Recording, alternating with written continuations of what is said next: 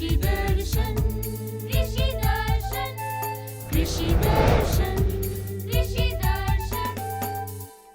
जोहार किसान भाइयों, कार्यक्रम कृषि दर्शन में आप सभी का तहे दिल से स्वागत है।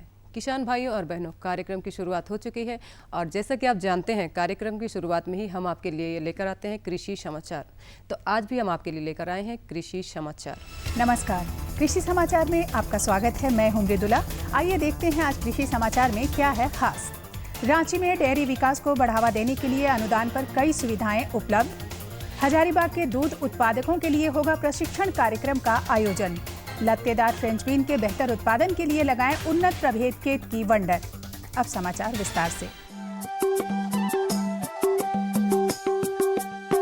रांची के ग्रामीण क्षेत्रों में प्रगतिशील दूध उत्पादकों और डेयरी उद्यमियों को उनके दूध उत्पादन व्यवसाय के विस्तार तथा आधुनिकीकरण के लिए कई प्रकार की सहायता उपलब्ध कराई जा रही है।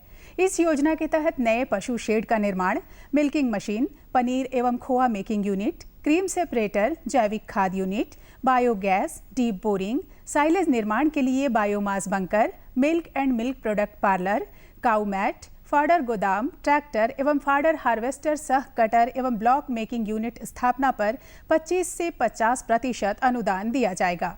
इस योजना से लाभ लेने के लिए जिला गव्य विकास पदाधिकारी कार्यालय रांची में आवेदन पत्र जमा कर सकते हैं। हजारीबाग जिला के ग्रामीण क्षेत्रों में दूध उत्पादन कार्यक्रम को स्वरोजगार सृजन का सबल साधन के रूप में विकसित करने और डेयरी विकास के माध्यम से ग्रामीण अर्थव्यवस्था को मजबूत करने के उद्देश्य से प्रशिक्षण कार्यक्रम आयोजित करने की योजना बनाई गई है। इसमें 6 दिवसीय दुधारू पशु प्रबंधन एवं पशु पोषण प्रशिक्षण, दूध उत्पादकों को राज्य में और राज्य के बाहर के संस्थानों में विशेष प्रशिक्षण और राज्य में एवं राज्य के बाहर परिदर्शन तथा परिभ्रमण कार्यक्रम शामिल हैं। इसके लिए वैसे आवेदक जो हजारीबाग जिला के अस्थायी निवासी हों, साक्षर हों, जिनकी उम्र 18 से 25 वर्ष हो, दुधारू मवेशी पालन करते हों या करने के इच्छुक हों और पिछले 3 वर्षों से इस तरह का प्रशिक्षण नहीं लिए हों, वे इसके लिए योग्य माने जाएंगे। इस प्रशिक्षण में भाग लेने के लिए हजारीबाग के दूध उत्पादक जिला गव्य विकास कार्यालय हजारीबाग में 17 जून तक आवेदन कर सकते हैं। मिट्टी में पोषक तत्वों की मात्रा बढ़ाने और फसल में कीटों के प्रकोप को रोकने के लिए तरल जैविक खाद का उपयोग करें। इसके लिए गाय के गोबर और गौमूत्र में नीम की पत्ती और करंज की पत्ती या खल्ली मिलाकर घोल बनाएं और खेत में डालें। गाय का गोबर, गौमूत्र, नीम की पत्ती, करंज की पत्ती और करंज की खल्ली सभी जैविक खाद हैं, लेकिन नीम की पत्ती, करंज की पत्ती और करंज की खल्ली कीड़े मकोड़ों को भगाने का काम करती हैं। जब इन्हें गोबर खाद के साथ गौमूत्र में मिलाकर तरल घोल बनाकर खेत में डालते हैं तो मिट्टी की उर्वरा शक्ति भी बढ़ती है और फसल में कीट भी नहीं लगते हैं। इसलिए उपज बढ़ाने और कीट नियंत्रण में यह तरल घोल काफ़ी उपयोगी माना जाता है। बाय डिफ़ॉल्ट हमारा जो खेत है, किसान तो रासायनिक खाद यूज नहीं करते हैं, जो भी है गोबर खाद डालते हैं।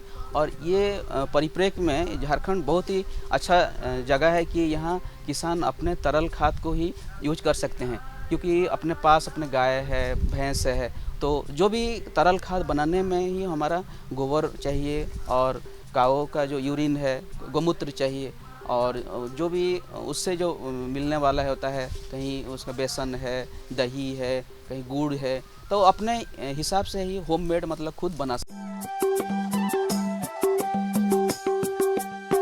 लत्तेदार फ्रेंच बीन की खेती के लिए जून महीने तक फसल लगाने का काम पूरा कर लें। इस फसल के बेहतर उत्पादन के लिए झारखंड के लिए अनुशंसित उन्नत प्रभेद केत की वंडर, बिरसा प्रिया या स्वर्ण लता लगाएं। लत्तेदार फ्रेंच बीन की बुआई में 25 से 30 किलोग्राम बीज प्रति हेक्टेयर की दर से लगाएं।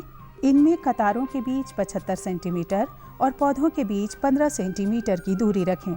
अच्छी उपज के लिए झारखंड के लिए अनुशंसित उन्नत प्रभेद केत की वंडर, बिरसा प्रिया या स्वर्ण लता में से कोई एक लगाएं। इनकी उत्पादन क्षमता 125 से 150 क्विंटल प्रति हेक्टेयर है। राज्य के किसान छिड़काव विधि द्वारा विभिन्न फसलों की बुआई के लिए हस्तचालित खाद एवं बीज छिड़काव यंत्र का इस्तेमाल कर सकते हैं। इससे 1 घंटे में लगभग 1 हेक्टेयर खेत में बुआई का काम किया जा सकता है। आइए आज हम जानते हैं प्याज के बिचड़े को उपचारित करने के लिए किस दवा का उपयोग करना चाहिए। यदि विलंब से प्याज का पौधारोपण करना हो तो बिचड़े को खेत में लगाने से पहले कार्बोस्यूलफेल दवा 3 मिलीलीटर प्रति लीटर पानी की दर से घोल बनाकर बिचड़ों की जड़ों को उपचारित कर लें। उसके बाद उसे खेत में लगाएं। यह उपचार कीट नियंत्रण के लिए कारगर है। और अब एक नज़र राज्य के 5 प्रमुख शहरों के मौसम के मिजाज पर। आज राज्य के 5 प्रमुख नगरों के अधिकतम और न्यूनतम तापमान कुछ इस प्रकार दर्ज किए गए। रांची का अधिकतम तापमान 35 डिग्री सेल्सियस और न्यूनतम 24 डिग्री सेल्सियस। जमशेदपुर का अधिकतम तापमान 37 डिग्री सेल्सियस और न्यूनतम 27 डिग्री सेल्सियस। मेदिनीनगर का अधिकतम तापमान 39 डिग्री सेल्सियस और न्यूनतम 28 डिग्री सेल्सियस। देवघर का अधिकतम तापमान 35 डिग्री सेल्सियस और न्यूनतम 26 डिग्री सेल्सियस। और धनबाद का अधिकतम तापमान 36 डिग्री सेल्सियस और न्यूनतम 27 डिग्री सेल्सियस रहा।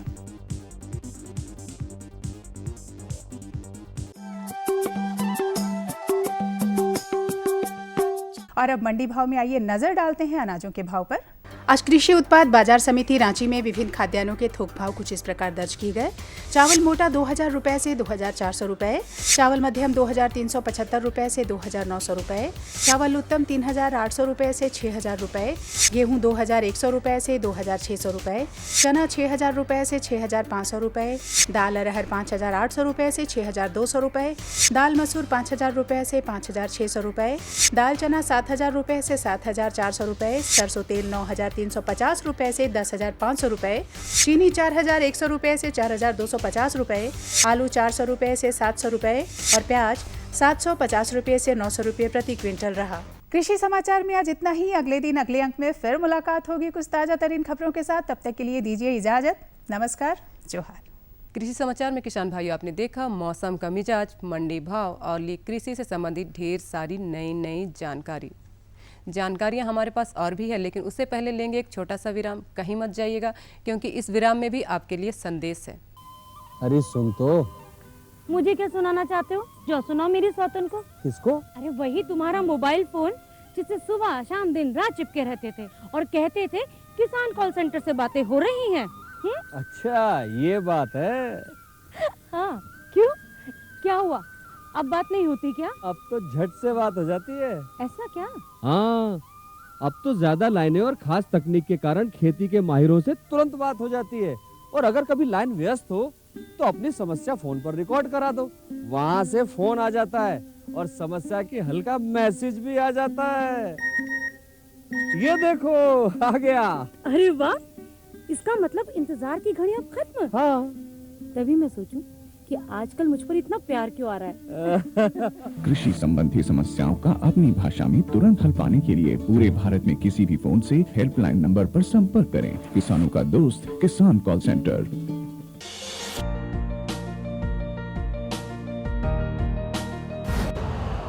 यूरिया का स्वदेशी उत्पादन 70 लाख टन बढ़ाने के लिए 6 उर्वरक संयंत्रों का उद्धार किया जा रहा है।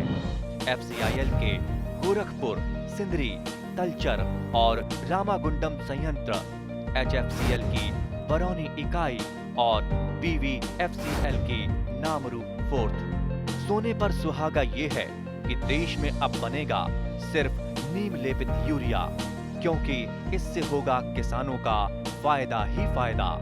अनाज का उत्पादन 10% तक बढ़ेगा।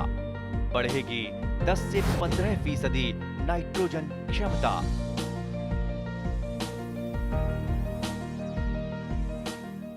विराम के बाद एक बार फिर से आप सभी किसान भाई बहनों का तहे दिल से स्वागत है। किसान भाइयों और बहनों, आप देख रहे हैं बरसात का मौसम आ चुका है और इस मौसम में हमारे किसान भाई और बहनें धान की खेती बहुतायत से करते हैं। धान की खेती के लिए बहुत ज़रूरी है कि धान का जो नर्सरी है उसका प्रबंधन सही तरीके से किया जाए, उसका सौर्यकरण सही तरीके से किया जाए। ये बताने के लिए हमारे विशेषज्ञ मौजूद हैं, तो आइए आपको लिए चलते हैं स्टूडियो। आप सभी का बहुत बहुत स्वागत है। किसान भाइयों, जब भी आप अच्छी फसल लेने के लिए लेना चाहते हैं तो तैयारी बिल्कुल शुरुआती दौर से करनी पड़ती है। अब धान की खेती का समय है इसलिए ज़रूरी है कि आप धान के विषय में तमाम जानकारियाँ हासिल कर लें। जब आप धान की खेती करेंगे तो निश्चित रूप से नर्सरी की तैयारी बहुत ज़रूरी है। जी हाँ किसान भाइयों, आज हम बात करेंगे किस तरह से आप धान फसल के लिए नर्सरी की तैयारी करें और साथ ही साथ सौरीकरण तकनीक क्या है। किसान भाइयों, आज इस विषय पर हमारे साथ बातचीत करने के लिए स्टूडियो में मौजूद हैं डॉक्टर अशोक कुमार सिंह, जो कि बिरसा कृषि विश्वविद्यालय के शस्य विभाग में बतौर वैज्ञानिक कार्यरत हैं। इस कार्यक्रम में आपका बहुत बहुत स्वागत है। नमस्कार। नमस्कार। जैसा कि हमने शुरू में ही कहा, सबसे पहली बात आती है कि एक तकनीक की बात आती है, सौरीकरण तकनीक। ये सौरीकरण तकनीक क्या है और क्या फ़ायदे हो सकते हैं इसके? गौतम जी, सौरीकरण तकनीक ये है कि जिसमें हम सूर्य की गर्मी को मिट्टी में संरक्षित करके और जो हमारे मिट्टी में जो हानिकारक जो कीड़े मकोड़े हैं, उसके जो अंडे हैं, लार्वे हैं, बैक्टीरिया है, विभिन्न तरह के जो फंगस हैं, फंजाई है, एवं साथ साथ जो है हमारा जो खरपतवार है, उसको सूर्य की गर्मी से जो हम नियंत्रित करते हैं, उस पर कंट्रोल करते हैं, उसको जो है हम सोलराइजेशन कहते हैं। तो इसमें सबसे बड़ी बात यह है कि हम खेत की पहले जुताई करते हैं। जुताई करने के बाद जो खेत की नमी रहती है, नमी रहते हुए जुताई कर देते हैं और इसके बाद हम प्लास्टिक सीट, जो हमारा पारदर्शी ट्रांसपेरेंट प्लास्टिक सीट होता है, कभी कभी किसान भाई काले प्लास्टिक सीट का भी उपयोग करते हैं, तो उसको जो है हम खेत में ढक देते हैं, पूरे मिट्टी को ढक देते हैं जुताई करने के बाद। इससे क्या होता है कि जो हमारी सूर्य की किरणें पड़ती हैं तो मिट्टी में गर्मी पैदा होती है और उसका जो गर्मी है वो फिर वापस बाहर नहीं आता, क्योंकि आपका जो है वो प्लास्टिक सीट से वो ढका हुआ है। तो इससे मिट्टी जो है उसमें काफ़ी गर्मी हो जाती है और इससे जो कीड़े मकोड़े हैं उसके अंडे चाहे बैक्टीरिया है, गर्मी से एवं साथ साथ जो हमारे खरपतवार जो उगते हुए रहते हैं वो भी जो है नष्ट हो जाते हैं। बिल्कुल, काफ़ी महत्वपूर्ण है ये जी। और इससे एक महत्वपूर्ण लाभ ये है कि कुछ आर्थिक ये भी हो जाती है, खरपतवार नियंत्रण में भी काफ़ी सुविधा हो जाती है। हाँ, खरपतवार नियंत्रण में सुविधा होती है। साथ ही साथ इसका सबसे बड़ा महत्व ये है कि आजकल हम प्रदूषण की बात करते हैं, क्योंकि हम इसमें कोई भी केमिकल का, रसायन का प्रयोग नहीं करते हैं, क्योंकि इन सब चीज़ों को जैसे कि कीड़े को मारने के लिए या खरपतवार नियंत्रित करने के लिए हम जो है रसायन का प्रयोग करते हैं, लेकिन इस विधि में हम कोई भी रसायन का प्रयोग नहीं करते हैं। तो ये जो है वायुमंडल में वो कोई भी प्रदूषण पैदा नहीं करता है और आज के दौर में ये काफ़ी उन्नत और कारगर तकनीक है और काफ़ी मतलब लाभकारी है किसान हाँ, भाइयों के लिए लाभदायक जी। दूसरी बात आती है, जब हम नर्सरी की बात करते हैं तो बहुत सारे ऐसे किसान होते हैं जो ये नहीं समझ पाते हैं कि नर्सरी कहाँ पर वो बनाएं। तो जब नर्सरी बनाने की बात आती है, तो जब नर्सरी का चुनाव करते हैं जगह के लिए, तो कौन सी जगह उपयुक्त होगी इसके लिए? किसान भाई, नर्सरी जब आप धान की खेती करते हैं तो नर्सरी, अच्छी नर्सरी का होना, अच्छी और नर्सरी में पौधे की बढ़वार का होना, ये सबसे आवश्यक होता है। तो इसके लिए आवश्यक है, अच्छी नर्सरी के आवश्यक है कि आप नर्सरी के लिए किस स्थान का चुनाव करें। जी। मुख्य रूप से ये ध्यान देने की बात है किसान भाइयों को, मतलब आप नर्सरी जहाँ तैयार करें वो थोड़ी ऊंची जगह पे हो। ये नहीं कि आप जब नर्सरी तैयार करें और बीच में कोई बारिश हो गई हो तो सारी आपकी नर्सरी डूब जाए। तो इस चीज़ को ध्यान में रखते हुए नर्सरी ऊंची जगह पे होनी चाहिए। दूसरी बात है कि आप जहाँ नर्सरी तैयार करें वहाँ जल की पर्याप्त सुविधा होनी चाहिए, उपलब्धता हो, जैसे कुआं है वहाँ पे आप कर सकते हैं, आपका बोरिंग हो वहाँ पे कर सकते हैं, या अन्य जो पानी का स्रोत है उसके जगह, यानी कि विषम परिस्थितियां अगर होती है, अगर बारिश नहीं हो पाती है तो ऐसी स्थिति में किसान भाई सिंचाई कर सकें। बिल्कुल। प्लस और तीसरी चीज़ क्या है कि नर्सरी में आपको कभी भी जल जमाव नहीं होना चाहिए, इसलिए जल निकासी की भी व्यवस्था होनी चाहिए। तो यही सब 2-3 चीज़ें हैं जो कि चयन करने में, नर्सरी स्थल चयन करने में किसान भाइयों को ध्यान देना चाहिए। बिल्कुल, काफ़ी अच्छी जानकारी है ये। किसान भाई जब नर्सरी तैयार करेंगे तो कई तरह के धान की खेती होती है, कुछ ऊंची ज़मीन पर होती है, मध्यम ज़मीन पर होती है, निचली ज़मीन पर होती है और कई विधियाँ होती है। तो प्रमुख विधियाँ नर्सरी तैयार करने की क्या हैं? किसान भाइयों, जैसा कि आप जानते हैं हमारे झारखंड में 3 तरह की मतलब कि सिचुएशन है, इस परिस्थिति है जहाँ धान लेते हैं। पहला है कि ऊंची ज़मीन है, दूसरा है कि मध्यम ज़मीन है और तीसरी है कि जो हमारी दोन वन है, जो निचली ज़मीन है, तो निचली ज़मीन में किसान भाई जो लंबी अवधि के जो धान की किस्में हैं वो लगाते हैं, जैसे स्वर्णा लगाते हैं और BPT 52 संभा मसूरी लगाते हैं, या फिर हाइब्रिड में एराई 6444 लगाते हैं। ये सब लंबी अवधि की वैरायटी है। दूसरी जो हमारी मध्यम वैरायटी है उसमें लोग जो है बहुत किस्में हैं, जैसे IR 64 है, ललाट है, नवीन है, सहभागी धान है, ये सब आप लगाते हैं। एवं ऊंची ज़मीन में जो है वो इससे भी कम अवधि के धान की किस्में लगाते हैं। तो धान की किस्मों के अनुसार ही हम नर्सरी लगाते हैं।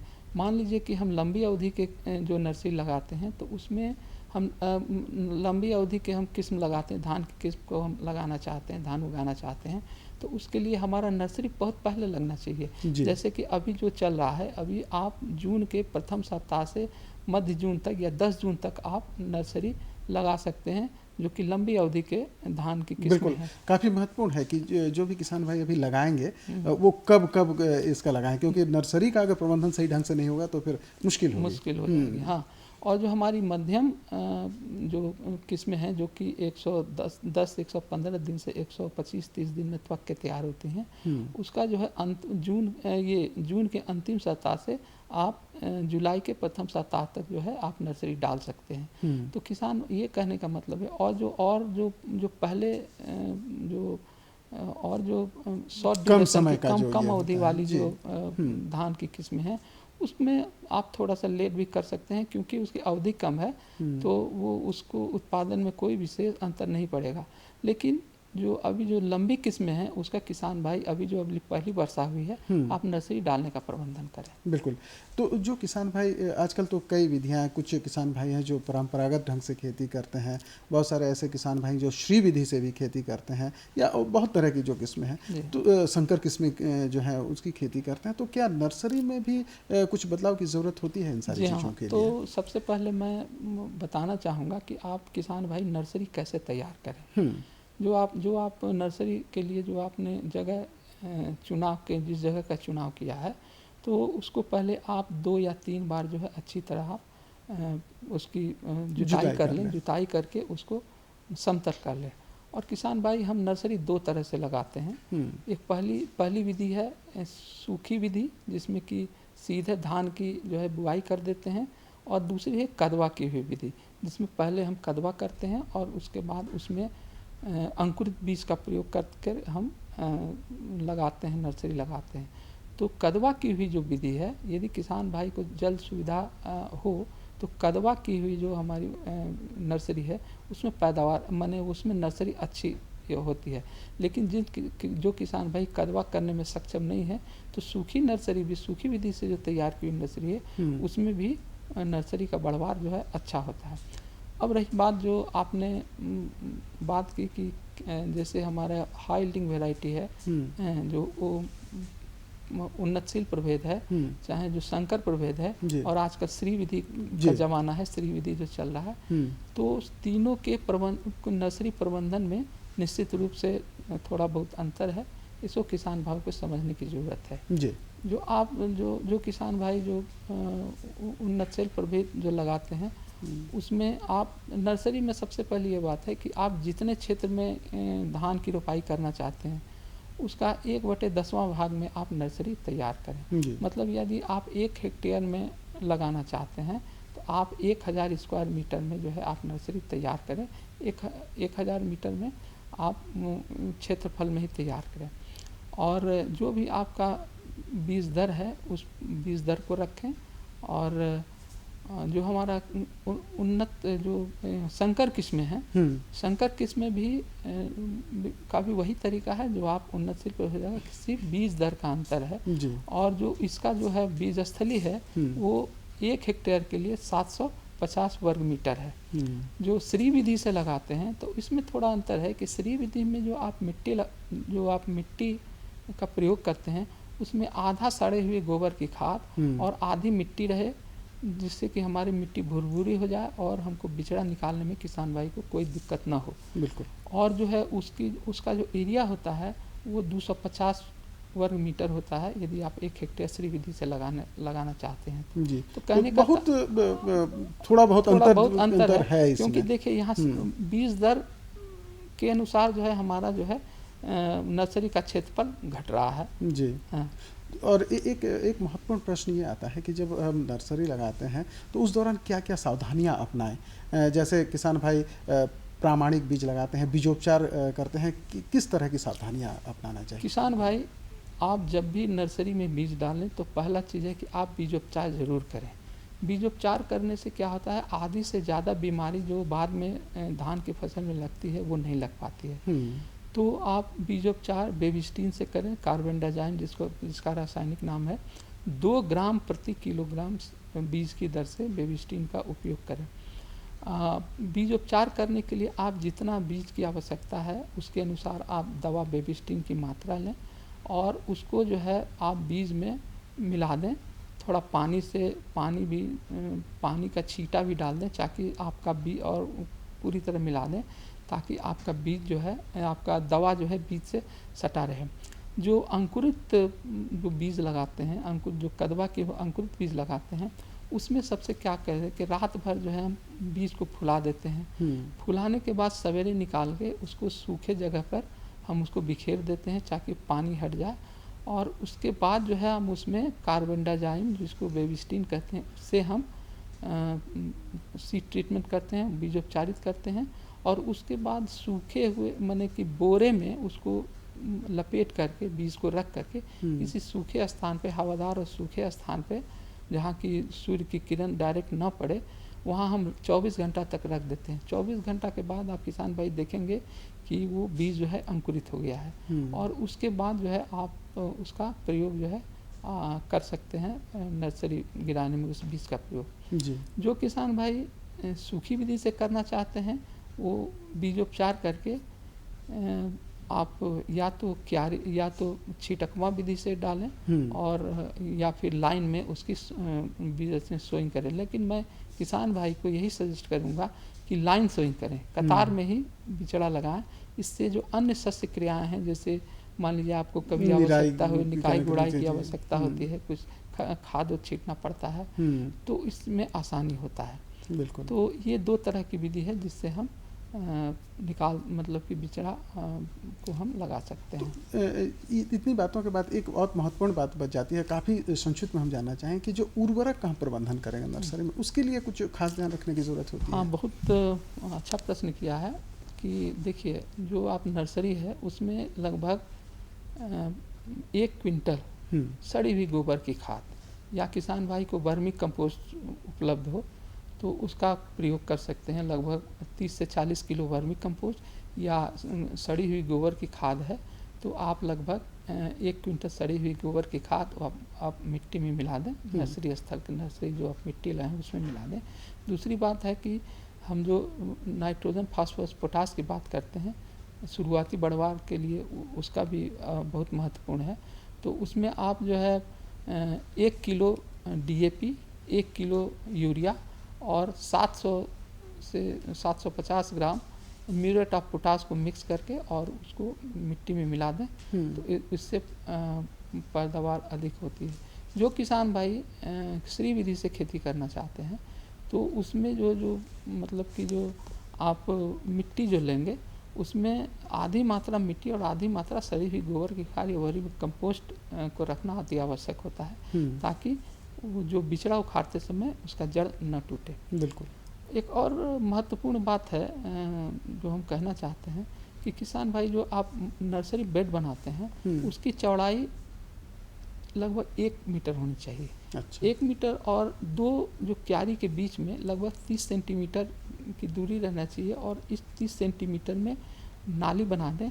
वो जल निकासी का काम करेगा एवं आपके किसान को चलने का भी काम करेगा, अन्य शस्य क्रियाएँ करने का भी काम करेगा।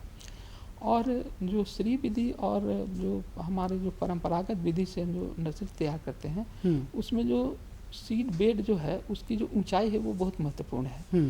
जनरली हम 6 से 7 सेंटीमीटर सीड बेड रखते हैं जो ऊंचाई रखते हैं।